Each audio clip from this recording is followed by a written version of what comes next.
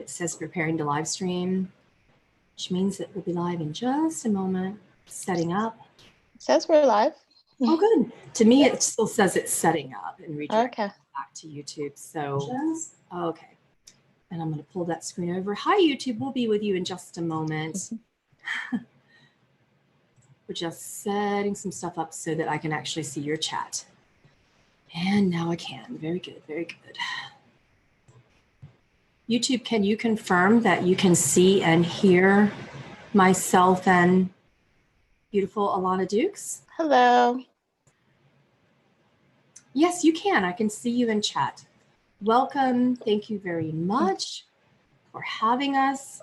I'm so excited to be here with my student and a very powerful channel and healer, Alana Dukes. I've been waiting on her to graduate my mentorship program. And I felt that she was graduated so much more quickly than she felt. I think that she's so humble and so kind and almost a little hypercritical of herself in this program. Like, am I really doing it? I'm like, oh my gosh. I was like, I graduate, really? You just publicly channeled Kalima. And when I told you to go big or go home, I did not expect you to publicly channel Kalima. And you did it. And you did it amazingly. And when I watched your channel and when I went through the interview that you had where you were channeling Kalima, it blew me away. It was so specific and so powerful. And it wasn't just what you were saying. It was that essence of when you're sitting with a real Christ conscious channel, like the real deal, and the power of a divine mother is coming through that being, and you can't do anything. Like I couldn't really talk. I was sitting there going, hi, I'm a Kalima fangirl. She's here. So that's the effect that you get. I call it the Jesus feels. You definitely like pulled that out of me though, because I remember one session you were like, what about your channeling? What are you doing with that? I was like, nothing. I haven't done it in a while. And you're like, well, I could do that. Catalyzing, but in a gentle way, in a way that won't make me run away. I did not have that experience as feeling that I was very gentle with you. Really? I felt that I was being incredibly hard on you. Because I, quite frankly, view myself as one of the most difficult masters to work with in mentorship, with one-on-ones. When I'm teaching my students, I am incredibly difficult on my students. I'm like, this is what you're going to do. This is how you're going to do it. Any questions? And of course, if they come back and say, well, why do you want me to do that? It's always your right, to have inquiry with any master, any teacher. If you're working with a guru, if you're working in a mentorship program and someone's teaching you to channel, by all means, if you can't ask them questions, if you can't question a master, then you're not sitting with a master. So she definitely had her fair share of questions. And, but for the most part, I felt that you were a reluctant channel. And then once you got going, it was as if fire was pouring through your being, and you would open your mouth and this power would come out, and I would go, hello, I think you're done working with me. And you're like, no, I don't think I'm done. I don't think I'm done. Let's keep going. And I'm like, oh my gosh, are you kidding? You're natural. No, I was, when you said to me, like I said earlier, like, what about your channeling? And I was like, I'm not you, Pamela. I'm not a channel. What are you talking about? What are you talking about? Which also, oh my goodness, the most powerful channels in the world also are sacredly humble. And when I say that, what I mean is they're honoring how the Christ consciousness comes through them, and they are paying attention and honoring the flow of things and always questioning themselves. However, what we did have to work through with you is that you are almost hypercritical of yourself. So there's a difference between really looking at what's coming through and saying, okay, am I staying in the flow of oneness? Am I feeling it and observing it and being like, oh my gosh, am I really doing this? So you were a little scared at first. And I remember us working through that and the confidence that you were building along the way and watching you get a lot more confident, yet simultaneously being so humble about the power and the essence of the beings that come through you. You know, being that pure channel is so powerful, and you tranced like almost right away. Like initially in the initial exercises of trance, you were scared that you weren't doing it. And I'm like, oh my gosh, I'm watching you, you're doing it. So natural channeling is a lot of fun. Yeah, it's just such a personal experience. And Yes. so when I do it, I'm always like, oh my gosh, like it's like facing God almost when you're opening yourself up to that. So I'm always like, do I want to do this? Like, it's just, do you feel that way when you channel, or did you feel that way initially? Only with going public with it, because again, there's a sacred humility involved in a true channel of Christed consciousness. So you're doing it naturally your whole life, but it doesn't matter. The moment you go public, you are incredibly responsible for people's lives and their emotions and their perspectives and perceptions. And it's a big responsibility. And I think that I, much like you, was incredibly overwhelmed. I remember the first time a friend of mine suggested that I go on YouTube. I had been channeling professionally for, I think, 15 years already, one-on-one with people and in small groups, but never on YouTube, never behind a camera, only once at a live event at that point in time. And I was like, you want me to do what? Excuse me, come again? Yeah, so it was incredible. And I said, I remember saying this, and so many channels who've been through my mentorship program and are now channeling professionally, one of the first things they say to me when I tell them they're a natural channel is, who am I to be channeling blank, fill in the blank? Yes. With Kali Ma. You know that feeling? Yes. That was my first reaction. Like, me? What? Yeah. I don't do that. Yes, you do. But now I'm realizing I channel a lot. Like, I channel a lot without realizing it. And now I'm becoming more conscious of it. It's just very natural. So we have our first question for you, actually from a patron. And the question is, she said, Alana, I see you provide a number of different services. Did the inspiration to develop and offer these different gifts all come from mentorship with Pamela, or from a variety of different times in your life?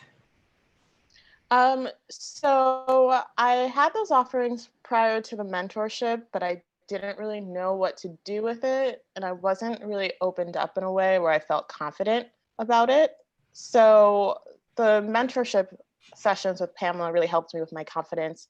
It helped me like identify my gifts as well. So then I felt more open to marketing my abilities. So. I think that was the primary thing with you, was when I told you to go public, even though we had been doing it for so long, you're still like, oh, am I really ready?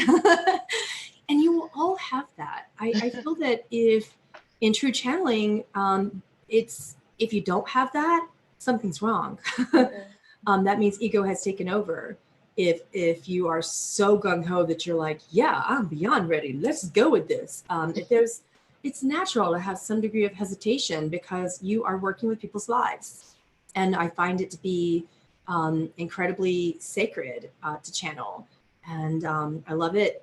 And I'm glad you're loving it.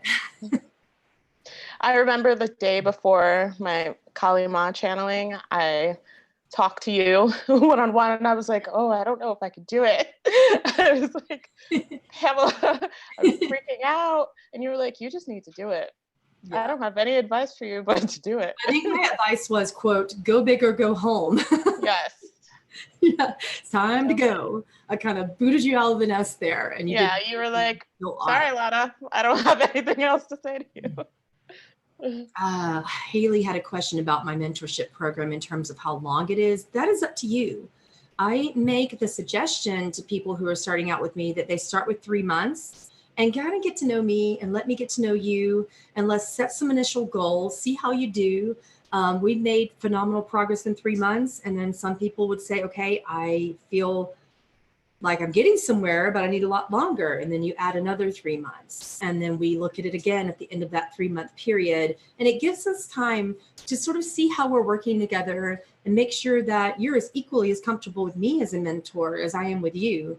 And that's kind of how Alana and I did our journey as well. We kind of did a little bit of time, and then I think you added on some more, and it worked like that until, and we're still in it. And that's just because we want to be, but I don't think it's particularly because she needs it anymore. She's graduated the program. It's just that sometimes after the mastery of a gift, sometimes you want to keep working with your teacher to develop other gifts or other skills, and that can happen too.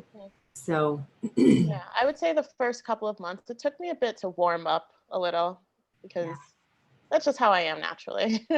So I would say it depends on the individual, and as long as you're doing the work as well.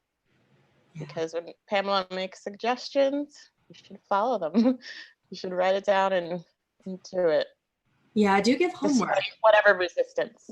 Yeah, I do give homework, and that homework that you do in between the channeling sessions, because in the Exploration to Mentorship program, it lasts 3 months. And I will sit with you, and then you'll be away from me for the next 3 to 4 weeks, and you do the homework. You keep a journal, we come back, you talk about it. I add more to your homework. We do the practices together. And things of that nature. And once you really start developing those abilities, I give you more tools to practice, and we kind of go in that way. All right. So some people go through it really quickly, some people don't. I think Alana was in between. She was very cautious. I could have graduated her a lot faster, but she chose to be a lot more judicious and cautious of things. Maybe a little stubborn. I don't know.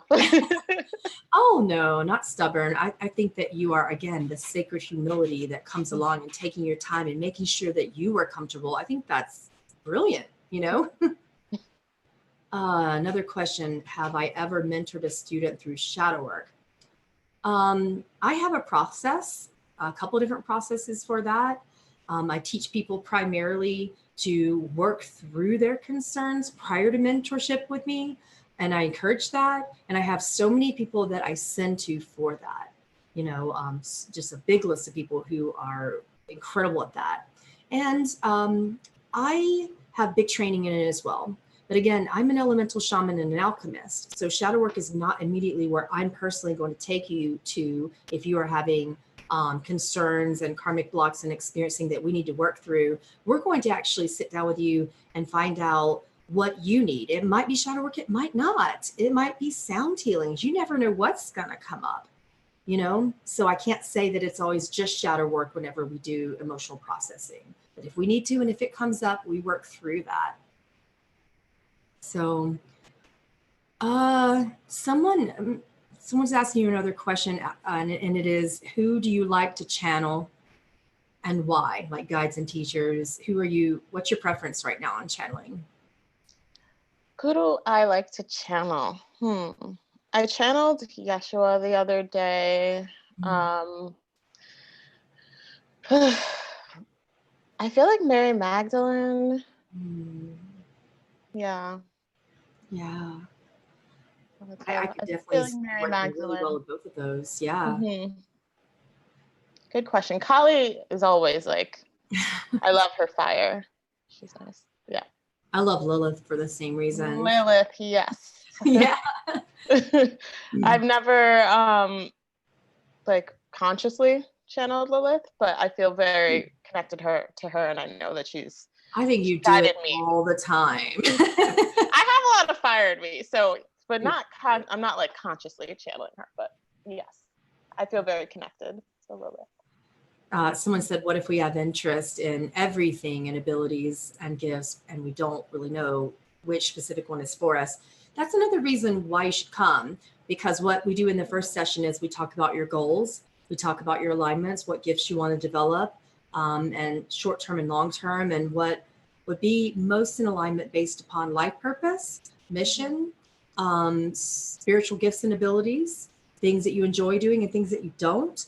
and we look at contracts, we look at stuff and we decide together, not me telling you what to do, but me giving suggestions and then you saying, I like that or not. You get just as much power. You know, when working with a teacher or master, you should also get equal power as that teacher or master. And if you don't, you really need to question that teacher or master. I'm just saying, you should feel that it is a co-creation experience. Okay.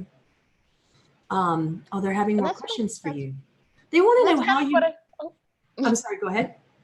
I was going to say that's kind of what I mean by like you're gentle in a way. Like it kind of it's gradual. It builds up, and you're not like, go do this. It's more. I felt like it was almost collaborative in a way, and you were guiding me to things and helping me realize things on my own as well. So that's what I appreciate. I don't want to just tell you who and what you are. I want to guide you and give you clues and then activate your gifts and give you tools so that you can access your gifts and discover them on your own, because I could feed you a lot of information, but that's why I stopped doing readings, you know, because I had spent 18 years spoon feeding people information from the Akash, and then they were no closer to activating their true purpose, missions, alignments, and spiritual abilities as they were prior to meeting with me. So that leads me to the next question, you know, where someone was asking, you know, do I believe that people as a whole think that they can solve their problems from just a reading with me? And I believe that the human conscious collective as a whole still does believe that they can resolve their problems with a reading. And it depends upon the skill and the mastery of the person. And that's not just for readings. But I don't believe that reading should be a one-shot experience where you have a problem, the reader gives you the answer, and then you go about your life, because that's not really learning. That's not true growth. And that's one of the reasons why I stopped readings without mentorships. Now I do mentorships, and then at the end of each session, we leave a small amount of time to put in psychic questions for readings. So in that way, you can still work with me. However, the difference is my higher self may come through and say to you, you know what, that's actually not relevant. And here's a more relevant question that we can ask your guides. And this would guide you back on track in your contract. This would guide you deeper into yourself if perhaps you would ask more this way or that way. And in mentorship, I as a teacher get more flexibility to guide you properly and to lead you and teach you how to actually properly ask your higher self questions, ask the angelics questions. Problem with readings is the reader is paid to ask a question. And if you don't have a very empowered reader, they're just going to sit there and answer the questions and then hang up the call, you know, hang up the webinar. You're going to leave the session. You're going to get all the answers, but then you're going to be kind of, the person receiving the reading is like, okay, I got all the answers. Now what? You see what I'm saying? It's really different in that way with mentorship. Because I think, Alana, we still covered a lot of psychic topics, did we not? We did. And you always managed to redirect things back to myself, of course. Yeah. Which I appreciated. But I feel like it's all, I like the all-encompassing part of the mentorship as well. Dave is asking where we sign up. If you're asking to sign up with me, you can go to PamelaAaralyn.com. It's just my name.com. If you're asking to sign up with Alana to receive a reading, a channeling session, a healing, you can do so at AlanaHeavenly.com. And her name is spelled ALANNA. So it's a double A. AlanaHeavenly.com. And she is a very powerful channel. She's a lot like me. You consider the source here of how she was trained. So if you're asking a question that likely isn't really in your highest and best, keep in mind that she's not a puppet. She is a powerful master in and of her own regard in channeling. And that's why she graduated my program so quickly, is because her gifts are natural. So someone has another question. They want to know, how do you channel the beings that you channel in your technique? Like, what is your technique? And how do you view that? Like, how is my technique in terms of like right before the channeling, or how do I prepare for the channeling? and Allison, you can correct me if I'm wrong about what I'm asking Alana, but I think she means, clear conduency, or like, are you awake during it, or trancing? Like, what is your technique to channel? So if I'm doing the higher self channelings, like some on my website, I have these audio connect with your guides and your higher self. I do a sacred shape, and I invite the person's higher self and spirit guides into that sacred shape, and then I channel that way. I'm not trancing in full trance for those channelings, but for public channelings that I'm doing, I do like to be in full trance for that. Yeah. That's how I do it too. I'll sit with the person's guides and ancestors and do the sacred shape induction, which comes from one of the ones that I taught Alana was from my quantum alchemy. So the sacred shape induction is a really powerful technique that I teach my quantum alchemist facilitators. And it's really, really powerful. So it's a good way for all channels to invite protection, invite connecting to your true essence, and just really staying out of ego, which Alana is really good at these days during channeling. And it was a process, like it is with every channel, where we work through those things. And it is natural for ego to come up. I don't want the channels to be avoiding the creativity of their ego as it comes up, but just to sort of be aware. Be aware. Awareness is the key. Yeah. Speaking of awareness, I am getting a question about your location. And she said, how do you navigate as a channel living in such a busy and populated city? Like, as a channel, does that seem to affect your energy? That's such a good question. The answer is yes, for sure. I live in New York City. I live in the Bronx specifically, right by Yankee Stadium. It's a very busy area. And I try to work from home a lot.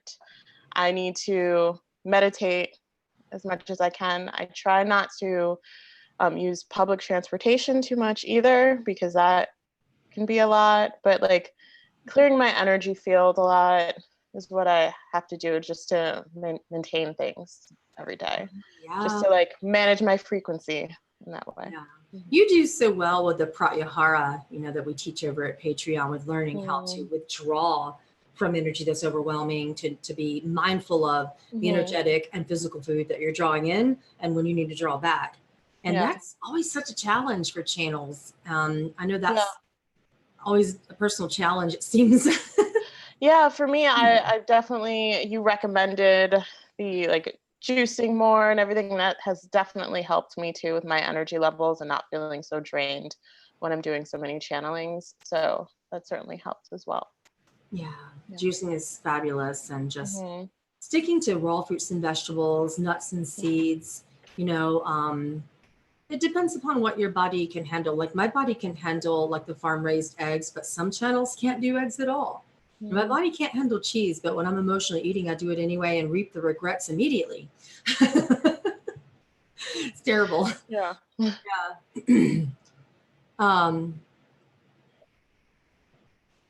That's an interesting question.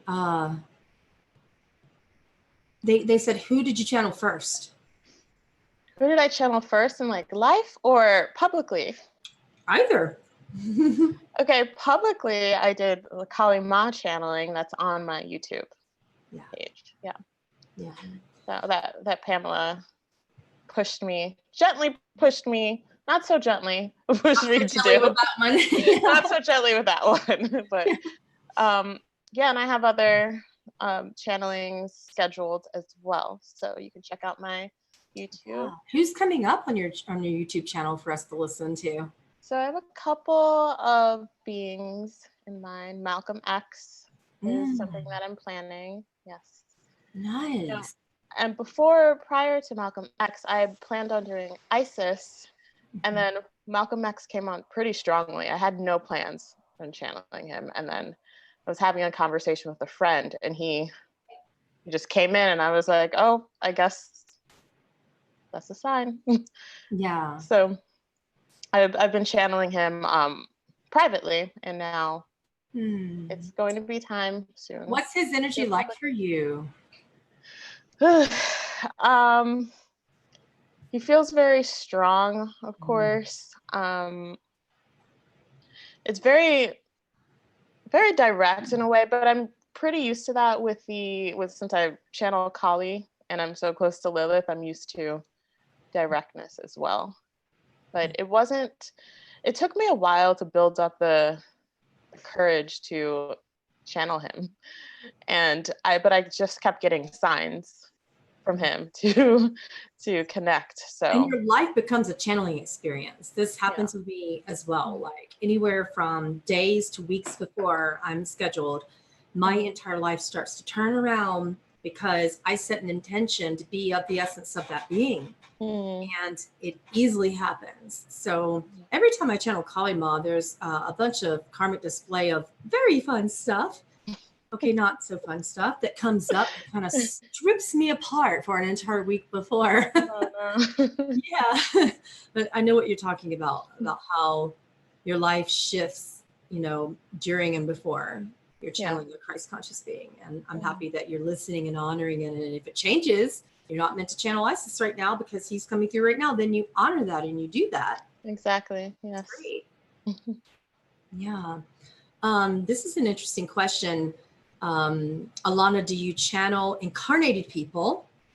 Or is that the same as a person's higher self? Are you also channeling their higher self? Yeah, yes, I do.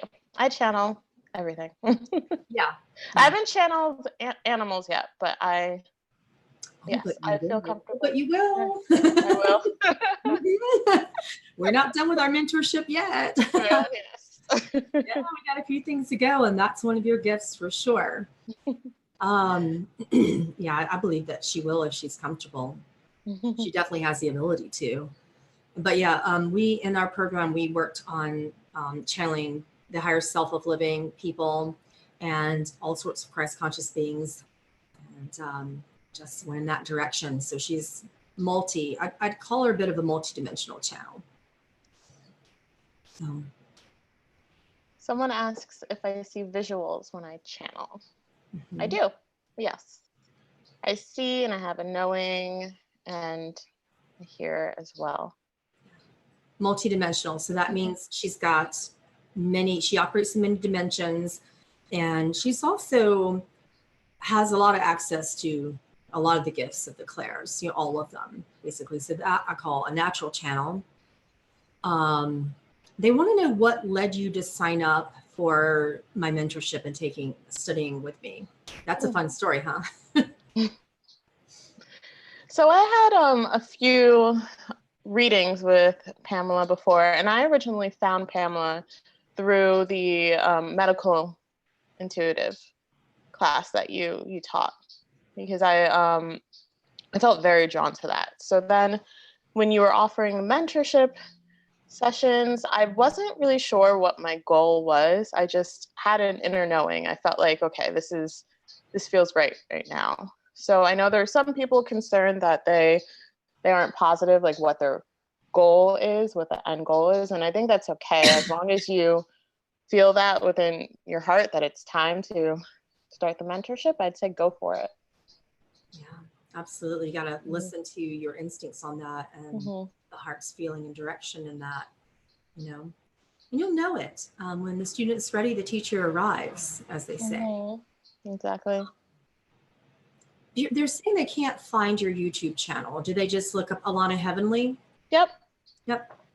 So just Alanna Heavenly. Yes, with a space. With a space. Yeah, Alana space Heavenly. Not the word. I messaged that to you privately. I meant to message it to everyone. Yeah. Another question is coming through is when it came to developing your channeling skills, what helped you the most to trust the information coming through you? I had to realize that I should not get in my own way and do not question what comes through. Not to be a blocker, not to block myself at all. So whatever comes up, no matter how ridiculous it sounds, just say it. It's not going to harm anyone. Just trust. So the more I do that, the more comfortable I feel with that. Yeah, it's a difficult thing. It takes some time and practice. But if you are judging and measuring and metering all the words that are coming out of your mouth during channeling, basically it's like you got higher self coming through, and then ego questions and observes and does its little peanut factory comment in the background. And then you'll go, oh, okay, ego. And it's okay for that to happen, but just love ego back into submission and push it off to the side and then start over again. Like, don't judge yourself with the ego judging your channeling, in other words. I just remember that I have to remember that I'm a straw, and that it's not my job to filter, to be the straw, just be that conduit. Yeah. I view it like a pipe, in your house, and you just need to turn on the faucet, and you don't sit there going, oh, what's that coming through? Is it going to be water that comes through? Is that water clean? Is that water good? Is that water bad? Is that the right water? Granted, some people do that. I think you understand the metaphor. It's so funny. It's so funny that you brought up pipes, because I was reading someone once and I saw a vision of pipes, and she had assumed it meant something else related to her, like maybe her reproductive system. And I was like, no, I had this knowing, like, no, it's actually like clogged pipes. Clogged pipes. And I just had to trust that knowing. And then 5 minutes later, she said, oh, I have this plumbing problem in my basement. And I was like, wait, say that again? So that's just an example that like, trust that knowing. Because and a lot of people would ask you, how do you know if that is a metaphor for something, if that's literal or figurative? And the truth is, you don't, and you won't. And it's not up to you to discern everything that's coming through before or during the time it's coming through. You and the client will figure that out afterwards. It's your job just to spread the message. You are a messenger. Yeah. And you can figure out the message together. Specifically for channelings, for sure, I'm just the messenger. In the specific example, it was a reading. So we were talking to each other, and I was like, no, I had the inner knowing, like I see clogged pipes. So it was very funny. And funny that you brought up the pipe scenario.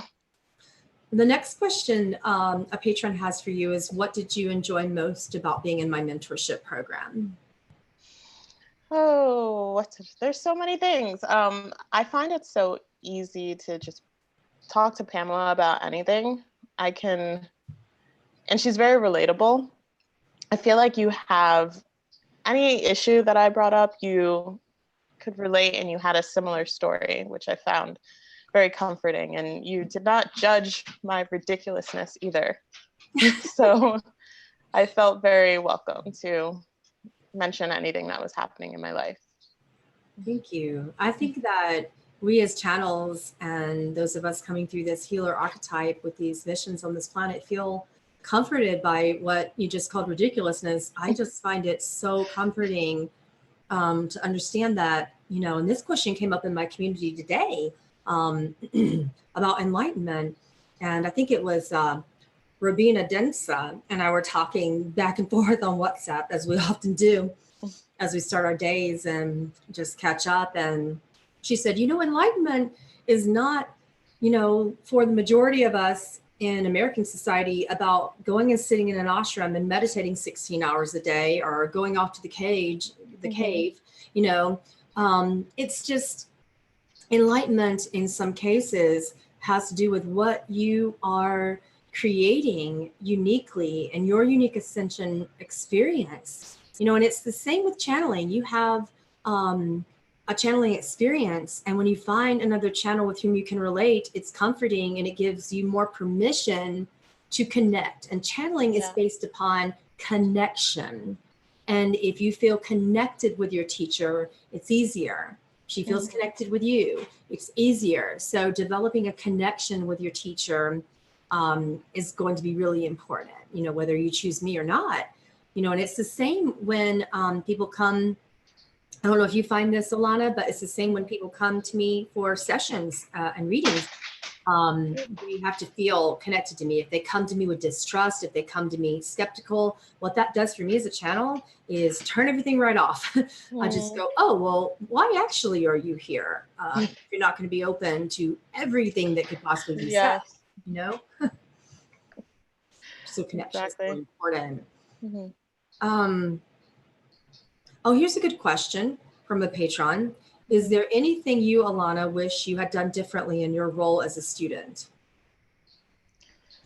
I don't really regret that much in life. So that's a hard question for me to answer. I don't think so. Good. I can't think of anything. I'm glad you said that, because I feel that that can be a block to learning and to spiritual development when, you know, we're kind of saying, well, if I had done this differently, I would learn more. If I had used my time this way, I would learn more. Yeah. What I find best when people come to me as a student is that they allow for whatever's supposed to happen in the mentorship to happen. So we give you a lot of specific direction. And you can choose whether or not you're going to go about that direction. And if you do, come back and tell me how that worked for you. And then we tweak and hone that direction over time. Sometimes it's a short amount of time, sometimes it's not. But to kind of regret things and wish you had done it differently is kind of more of a egoic fear, if you will, of a student. And a lot of students have these fears, you know, in the ego roles where they say, well, you know, this is expensive. And if I had used my time this way, maybe I'd be a professional channel by now. Or maybe you really needed to work through something first. And if you didn't, it would have been a horrible experience in channeling. You never know. So acceptance in whatever is meant to happen is so important. Yeah, I feel like it's all meaningful. It's all part of the journey and it's important. So, oh, this is a fun question.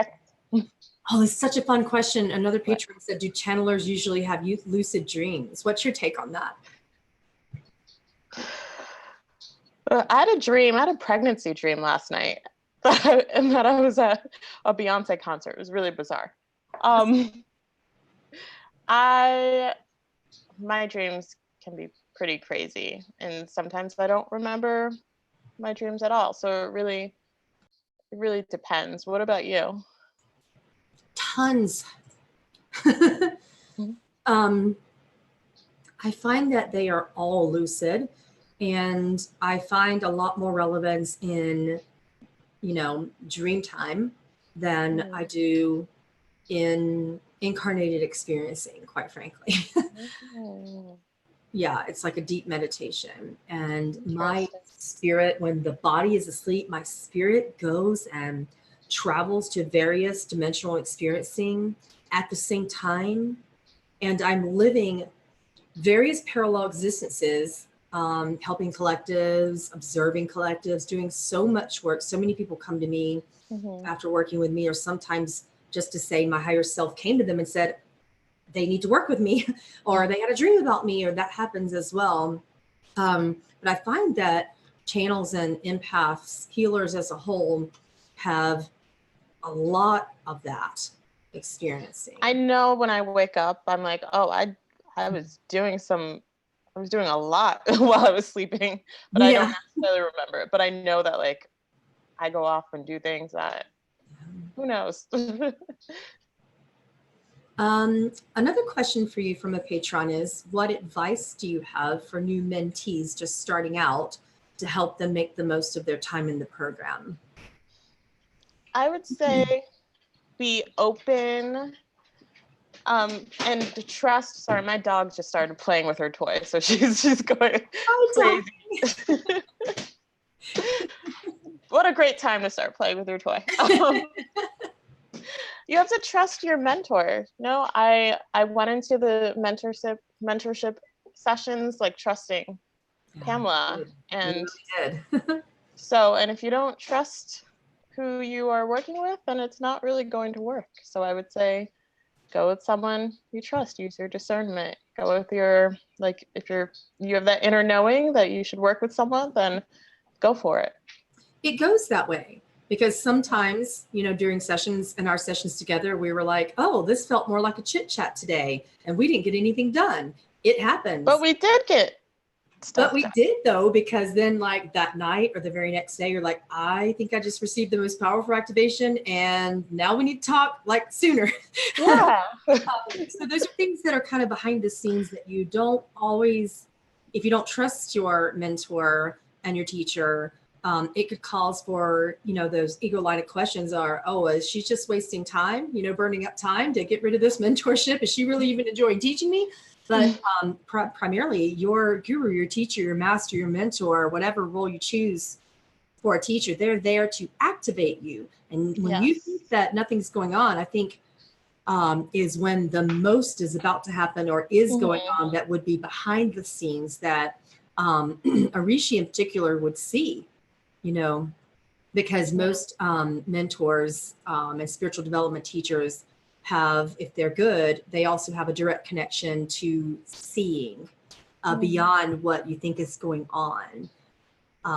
So that's just next level stuff there that your teachers work through. The work definitely happens in between the sessions, like you were saying before, and it's important to keep a journal and document any things that come up in between the sessions, and dreams and all of that realization. Yeah, we keep what's called an accountability journal, and that means is your accountability and your responsibility to keep the journal and then come back to me and share what's going on with the line of questioning, advice, and techniques that I give to you in between our mentorship sessions. And this leads me to the next question that someone's asking on YouTube about, the base foundation of the mentorship program. It is the first session often involves sitting with you, understand why you're pulled to me, making sure we're compatible, finding out your life purpose, your missions and contracts, your karmic alignment, your unique spiritual gifts and abilities, and then what your goals are over the time that you have chosen to work with me. And then I give suggestions and homework. And then on the next session, we start to work through, we see if you did the homework and followed the suggestions, and we see how it went. And then we add more techniques, more suggestions, more homework. And then you keep coming back to me as follows to make sure that we're meeting our goals that you chose in the first session. And then if we're not, we are reevaluating those goals every session to make sure that they're still applicable. So there's a check-in every single time. How do you still feel about this? Do you still feel in your heart? Let's do a heart check. So when I say, how's your heart? That's often my advice to check in to the anahata, the most important part of your essence, and your creative experience, the anahata, going back to the heart and heart check, these were Pamela's goals. Are they still working? Is it still where we need to be? Let's heart check it out. And figure out if you are in alignment. Is it egoic resistance? Is something coming up? Et cetera, et cetera. So all of that is going to be incredibly important along the way.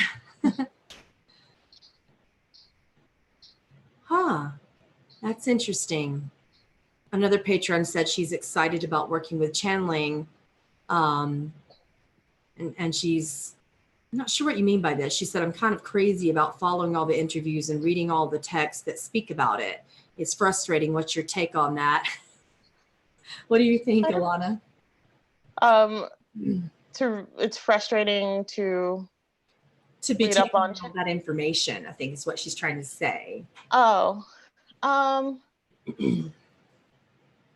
find that there are times I need to ground a lot if there's like a lot of energy around me, if there's a lot happening around me, but I don't find it as frustrating anymore. I'm pretty accepting of it now that I'm recognizing that I am a channel and I know what's happening. So yeah.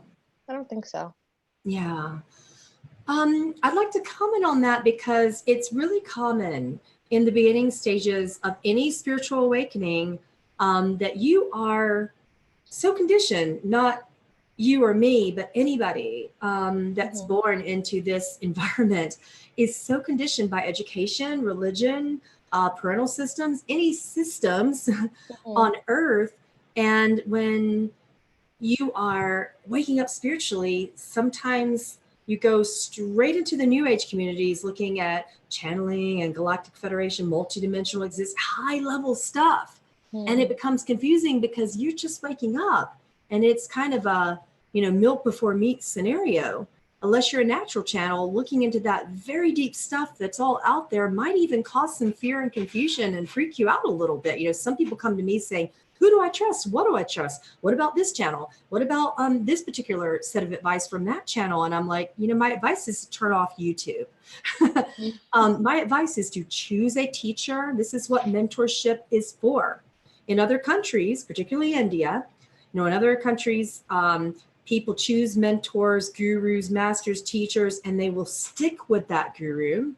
And all that guru means for them is teacher. It doesn't mean super involved, enlightened person that's better than me and I should bow before them. No, no, no. What it means is a teacher who's humble, who you're trusting, and your spiritual development is in their hands and in your hands, and you're working together in a committed fashion, not for the teacher, but for yourself. And that teacher is guiding you into the next level of you. Yeah. And if you don't do that, I find it to be really detrimental to just turn on YouTube and expect your spiritual development to come by looking at hundreds and thousands of YouTube channels instead of going in, letting breath be your master, letting divine sound current be your master, tapping into your own purposes, heart check all the time, heart check, asking yourself, where you stand and what you feel. But when you, in other countries, when they choose a mentor, they stick with that mentor. They're not going all around looking for advice and doing this and doing that. They'll pick like one major one, and then they might have 2 or 3 people that they listen to on the side, but that's about it. So my advice to you beginning channels and people who are opening up to spiritual awakening is do not overwhelm yourself. It's really good just to start with the basics, pick a teacher and commit. And it's not just the teacher you're committing to and trusting, it's yourself. So psychic overwhelm is a really relevant thing right now in modern spiritual communities.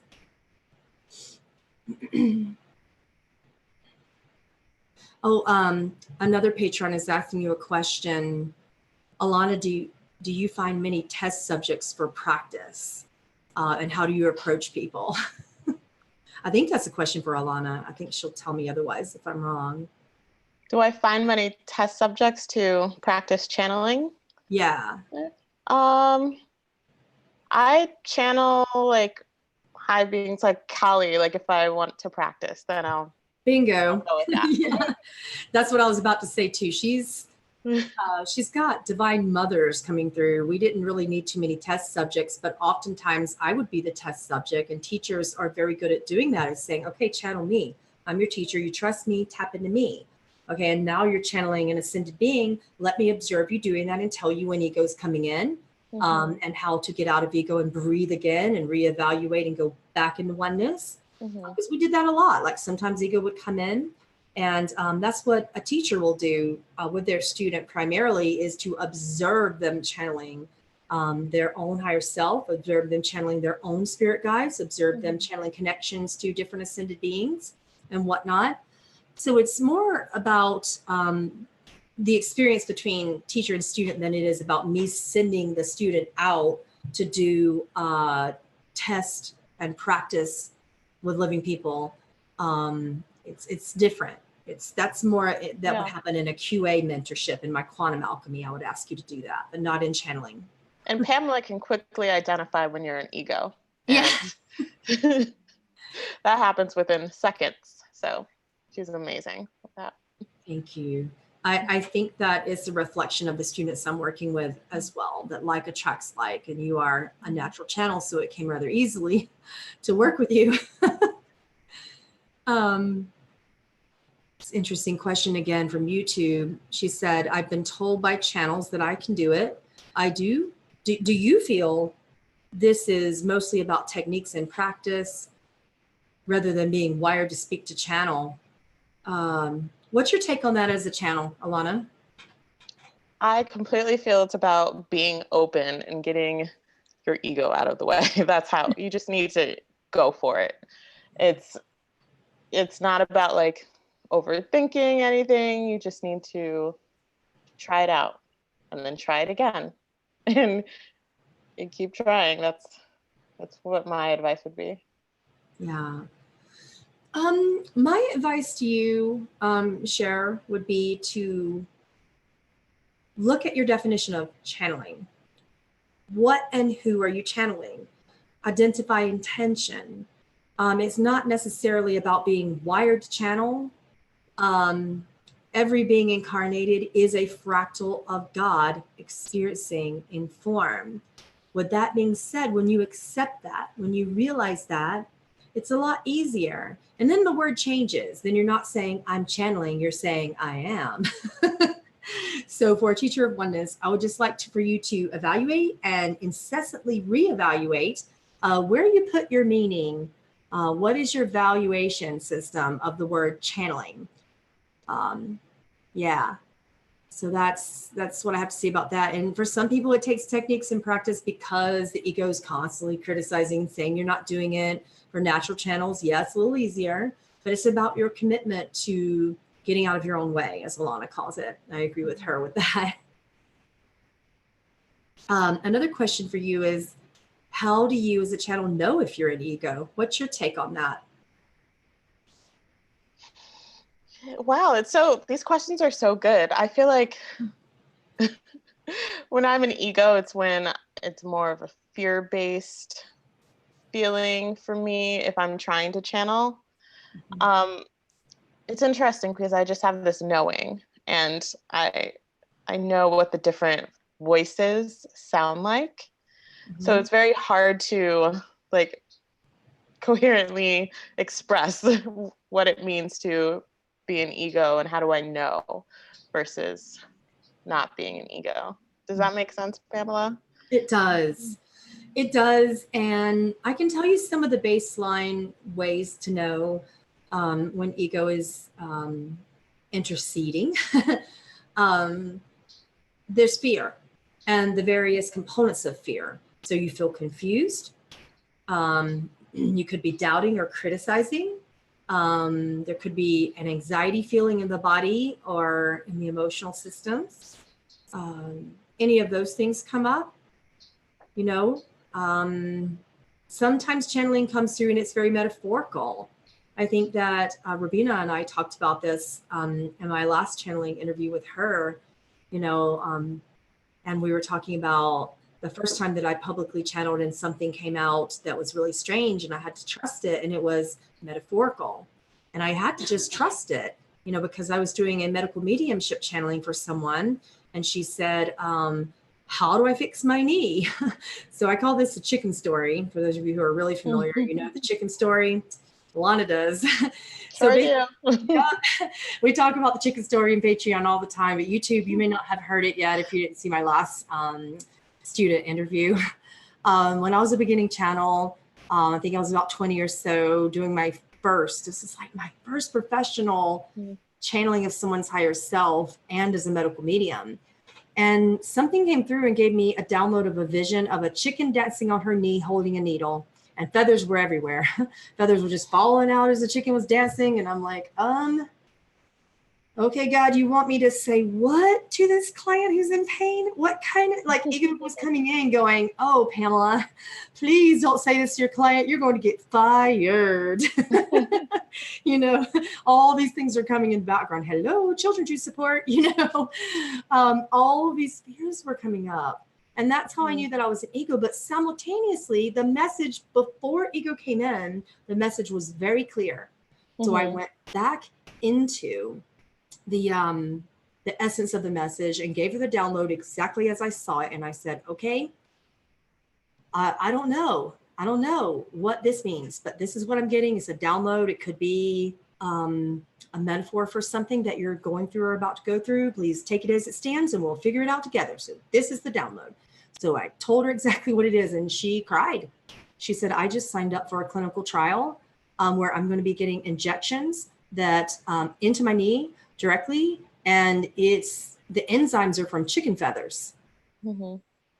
So I really had to, and the white chicken feathers that were coming, I'm like, chickens aren't white. Like I was questioning everything when ego was coming in, right? What's going on? Chickens don't, what is this? It's so silly. You know, I'm just making it up, which is the primary thing that most students tell me. That's not true. I'm just making it up. Yes, that's what I thought when I first started.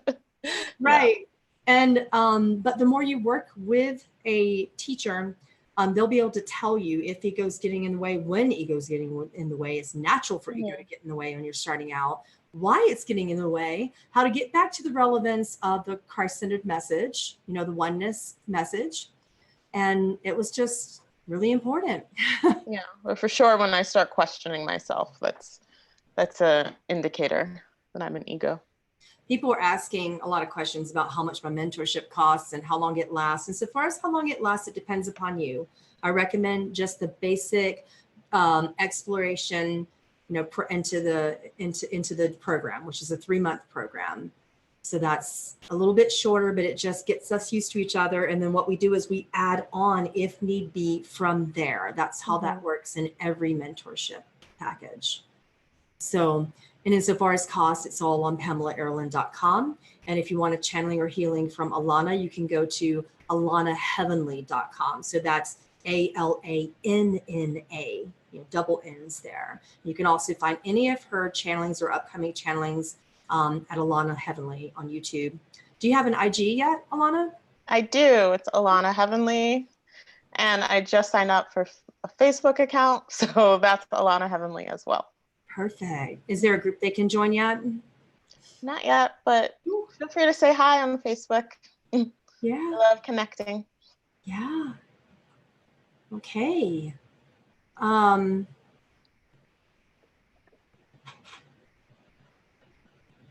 not sure what you mean, Haley. Her question to me is, have you thought about adding a paid consultation for your mentorship program? I think she means just like before you commit to the 3 sessions, like what about like a mini session just to see if it makes sense? I have. And it's definitely on the works, and we're kind of doing roundtable meetings about those kind of things. And you'll see a lot of those kind of things added, you know, in the sessions and services list on my website coming up in April. So my team's working on things like that. But as it stands, if you're curious, I'm very personal. You know, a lot of times I will email a client back and say, hey, send me a picture. What are your goals? And then I'll immediately get downloads to know if they would work well with me or not, and if they would enjoy it, if we could get far in mentorship, if they're the right student for me, and if I'm the right teacher for them. And we just talk about it in email. So there's that as well, that we can just talk about it. And I remember when I first started doing these deeper mentorship programs, particularly like the 11-month long mentorship programs, I just pick up the phone and call you. I'm like, we're going to talk about it. We might spend 30 minutes talking about it, you know. So you get to have a little consultation, and that's how it's gone so far. How did you evaluate me when I purchased the session? I don't remember. We just had readings. We had a few readings, like 2 or 3. So we both knew. So that's something that, you know, readings are almost done. You know, after April, they won't be available anymore. But readings are a great place to start. And then once they are no longer available, which will be here, you know, mid to end of April, then we will have, you know, consultations that you will see under the services list on my website. And you can also just email me and say, hey, here's my picture. Here's what I'm thinking about working on with you. Here's why I'm pulled in your direction. Here's what led me to you. These are the goals I'd like to work on. Am I a good fit? You know, would you be a good fit for me? Those are good questions that you could ask to me in an email, and that would save you a lot of time and investment. Because some students I've said, okay, you would be a good fit. And some students I'm like, well, actually, I sense that you have this that you're working on, and perhaps you'd be best to see, you know, a completion process facilitator, or work through some shadow work or things of that nature before you go deeper into work with me. Perhaps, you know, a little bit more yoga. Perhaps we can do these things simultaneously. With one recent student of Quantum Alchemy, she had some things going on, but I'm like, look, you're almost a good fit, but there's just this one thing, and I think we can work on it together. I think you're a great fit in all other ways, but this one thing. And we worked it through. So that's a good question.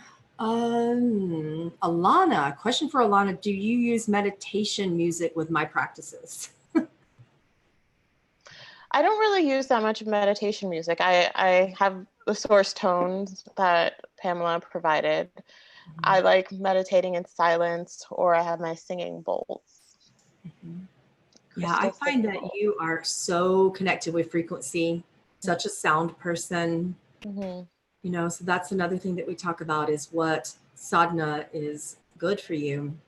You know, we talk about that in every mentorship. What's the best way to meditate? What's going to work for you and what isn't? What should your spiritual practice look like? And we work through things and we find out together. They want to know how much your sessions are. She's really affordable. You better catch her right now because she should charge like 3 times what she charges. That's how good she is. But you can find that out on her website at alanaheavenly.com. Again, it's ALANNA heavenly.com. And you can see your channel on YouTube. Yep. Where do you email me at? It's Pamela Aaralyn at gmail.com. You can also email me directly from PamelaAaralyn.com with any questions. So either way. Oh, Morgan, she said, I feel like I'm such an infant when it comes to spirituality and I'm missing so much. The ego would like to make us believe that, right? I'm not really sure that that's true. What if that could be something that ego is trying to distract you with, and more of a insignificance, unworthiness core belief or something? You may not be missing anything at all. Sometimes we pile on so much in our spiritual development, so much practice and so much technique and so much, you know, A, B, C, D of do this, do that, do this, when the answers are in our hearts. The breath. That was me before the mentorship session. Oh, really? Yeah. How so? I love taking classes. Like I will take so many classes just in case. Instead of pushing myself and just being out there in the world. Yeah, you did. I think you went through my entire, was it my medical mediumship classes on PamelaAaralyn.com? Yeah, and then you went through like, I took so many of your classes. Channeling 201, channeling 301. She did them all. I did the Akash. Yeah, Journey Through the Akash. Yeah. They're all there, and that's one way to learn. However, the best way to learn is to go to the guru in your heart. Yeah. You know, go there first. Breath, sound. Breath is a tool to guide you to the inner guru in here.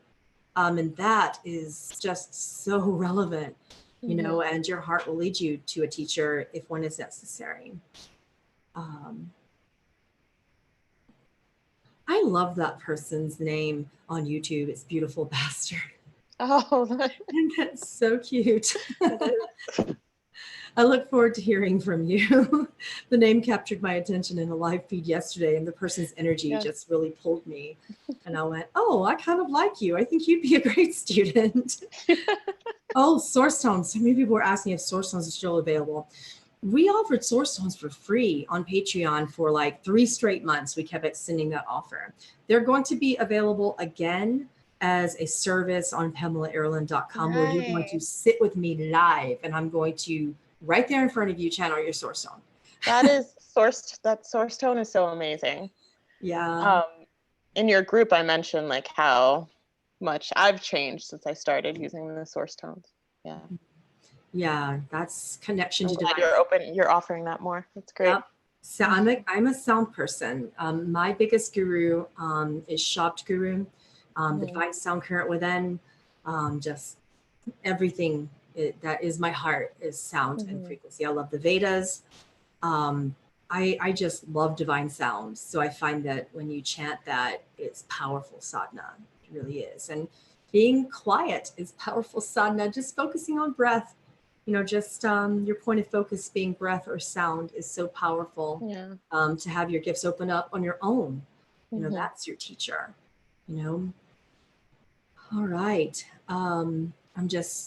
We have a few more minutes before I'm going to let Alana get on with her day. What else should we talk about? I don't know. Whatever you want to talk about. Anything. And we can also just focus on any more questions that you guys have. And where I'm looking at the chat section of the Zoom, for those of you who are in Zoom, but I guess I should look at the Q&A as well. I hadn't looked at that. Oh yeah, there's some more questions in the Q&A. Here's another. Alana, do you get the pressure feeling in your eyes when you're in a channeling state? I feel like when the pressure is not in my eyes, I'm not in that state, if that makes sense. So sometimes my like third eye will start tickling when I'm connecting, and then I'll just feel my ears pop as well. But yeah, sometimes I get a. Do you get the static sound or the ear ringing? Ear ringing. It feels like it's popping. Like it feels like things are like air is pouring into it sometimes. Yeah, the floaty feeling. That's another thing that happens when you feel like you're just floating away or somewhat falling asleep. Yeah. That's for trancers. And trancers, it's really nice and cushy. You could actually fall asleep if you don't watch it. So stay out of that full cushy state. You might just fall asleep, and then who knows what's going to happen. You'll start snoring during your channeling. How long do I plan to teach the mentorship program? I'm looking at it for about a year so from now. So basically up until at least the rest of this year, potentially until April of next year at the maximum, but at least the rest of 2019. So right now I'm pretty open in the booking, maybe about 2 weeks out, but it tends to go fast and that can change. Like I've had some people waiting for months. So now's a good time to get in before it starts picking up, which is what happened when I first started doing readings. It was open, and everybody waited. And then they're like, hey, you're about to do readings. How come you're full? I'm like, because I've been doing it for 20 years and now I book out for 6 months. But mentorship's pretty open right now, but it won't be here long. It's picking up pretty fast. How did Alana decide that now is the time for her to start? I think we went over that, but yeah, she was just doing a lot of readings and well, not a lot, I think 3. Yes. And then she did a lot of classes that were on my website. And she just decided to take her seeking further. Someone asked if I see myself mentoring others. And I feel like that happens already in my intuitive guidance sessions. So yeah, I see myself doing that in the future. Yeah, I see you doing that too. Yeah. I like teaching. Yeah, me too. Very rewarding. Well, I think that's all the questions. Is there anything else that you'd like to share with YouTubers or patrons before we close out today and let you get back to your life? It was so great connecting with everyone. And I thank you so much, Pamela, for speaking with me. And yeah, check out my website, alanaheavenly.com, and my YouTube as well.